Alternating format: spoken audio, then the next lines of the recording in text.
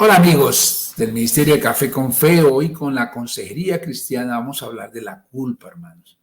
Algo que es vital en la vida del cristiano porque nosotros somos atacados a través de la culpa por medio de Satanás.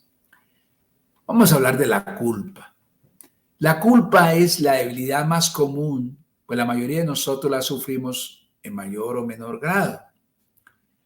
La culpa es una emoción, hermanos, alimentada siempre por el recuerdo de una imagen, de una acción, omisión o pensamiento que está fuera de la voluntad de Dios u otra persona y que resulta en daño para otro y para sí mismo. La culpa se aprende en la niñez a través del mensaje culposo, que es una forma especial de hablar que ordena las palabras de una forma específica, mezclándolo con una frase despectiva y un tono incriminatorio con el fin de manipular o de herir. Hermanos, el pensamiento culposo no es igual al pensamiento espiritual. La culpa habla en el interior de una forma hiriente. La voz del espíritu del hombre invita a la persona a encontrar soluciones y aprender de cada suceso de la vida. La culpa trae graves consecuencias que impiden el crecimiento espiritual. La culpa alimenta el yo. Una persona que se siente culpable tratará de cambiar por sus propias fuerzas con el fin de liberarse de la culpa. No escogerá espiritualmente la ayuda de Dios, pues la culpa la hace creer que si la alcanza por voluntad y esfuerzo propio, será digno ante Dios, se merecerá el perdón. Esto hace que la persona ponga su fe en la capacidad, en el yo y no en el poder de Dios. Consecuencias de la culpa, hermanos. Vamos a ver 9 consecuencias de la culpa. La primera, la culpa le roba el afecto de gratitud al perdón y a la gracia de Dios.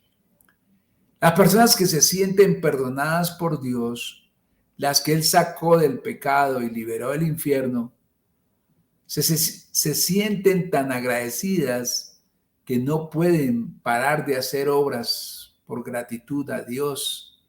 Son personas que les fluye el deseo de agradar a Dios, no por culpa o obligación, sino más bien por agradecimiento.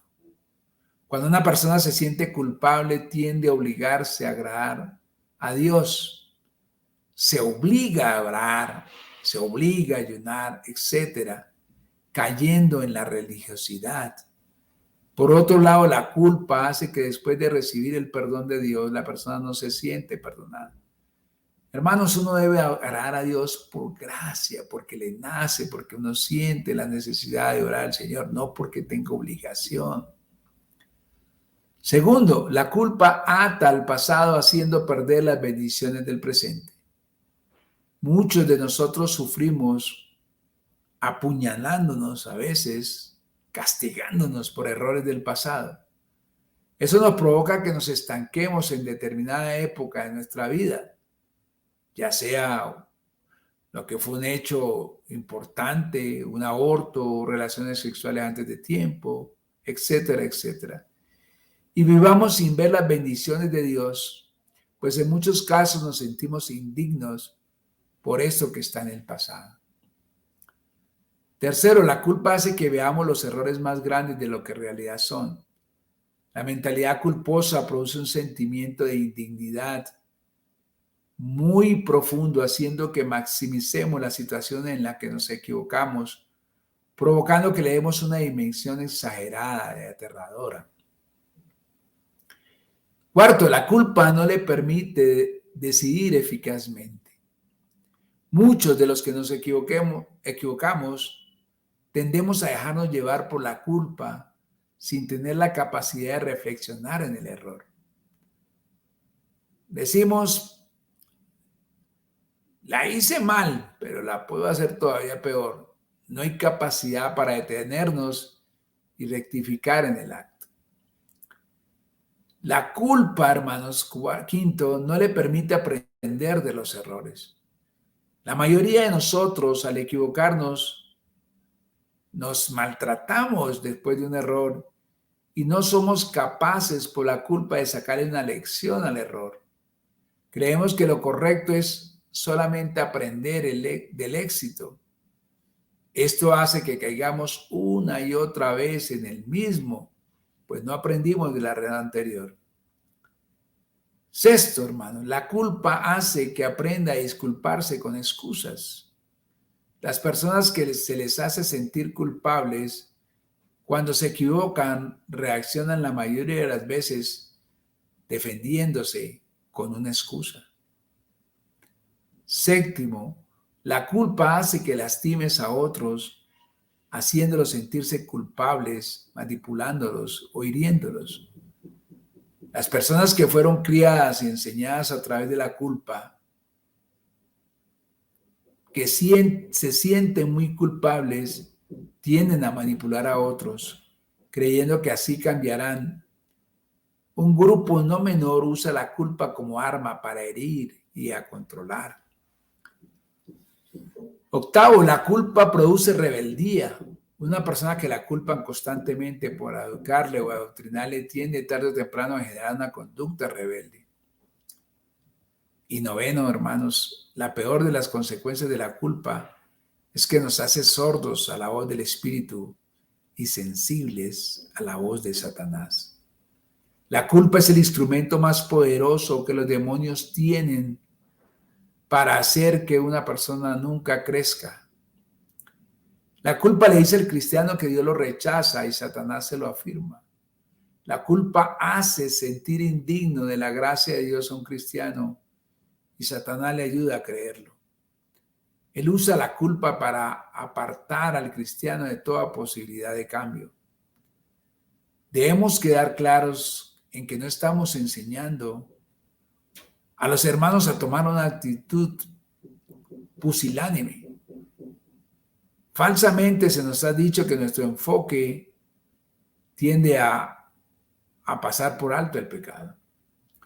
Esto es falso, pues lo que intentamos enseñar es a no sentirnos culpables, sino a sentirnos conscientes.